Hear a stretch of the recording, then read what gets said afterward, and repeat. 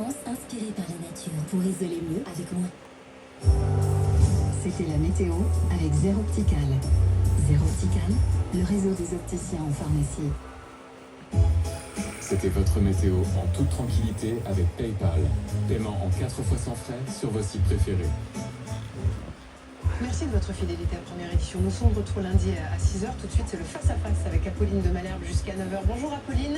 Qui est face à vous ce matin sur BFM et RMC? Face à moi, c'est Gilles Kepel, spécialiste du Moyen-Orient et de l'islam contemporain. Pour lui, on est peut-être à l'aube d'une véritable révolution, pas seulement iranienne, mais mondiale, vous allez l'entendre.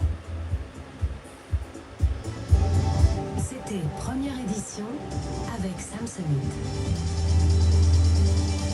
Samsonite. Et si votre voyage commençait autrement?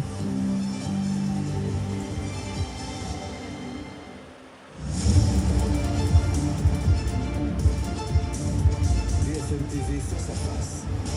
Apolline de Malherbe. Il est 8h32 et vous êtes bien sur RMC et BFM TV. Bonjour Gilles Kepel. Bonjour. Merci de répondre à mes questions ce matin dans ce studio. Vous êtes professeur des universités, vous êtes spécialiste du Moyen-Orient, de l'islam contemporain.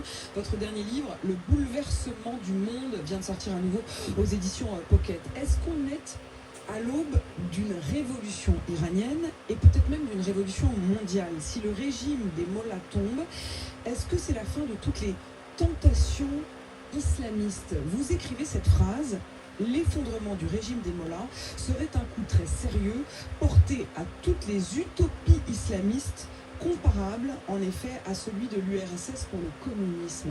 Ça peut être ça qui se joue en ce moment dans l'affrontement entre Israël et l'Iran? À moyen terme, oui. J'utilise le conditionnel. C'est vrai, on n'est pas encore sûr que le régime est tombé. Et vous avez vu ce qui se passe en ce moment. Les Américains ont envoyé des porte-avions qui entourent complètement l'Iran, mais se déclarent ouverts à la négociation. En ce moment, M.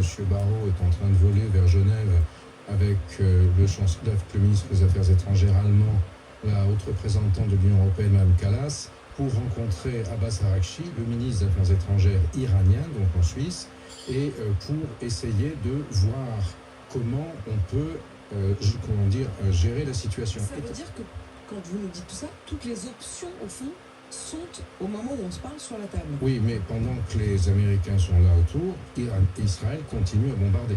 Et l'Iran continue à répliquer sur Israël. C'est-à-dire qu'on a aujourd'hui, d'après ce que Trump, mais il change, il faut dire, souvent d'avis, a annoncé récemment, dans 15 jours, on verra. L'espoir des Américains, c'est que dans les 15 jours qui viennent, l'Iran sera tellement affaibli, le régime des mollahs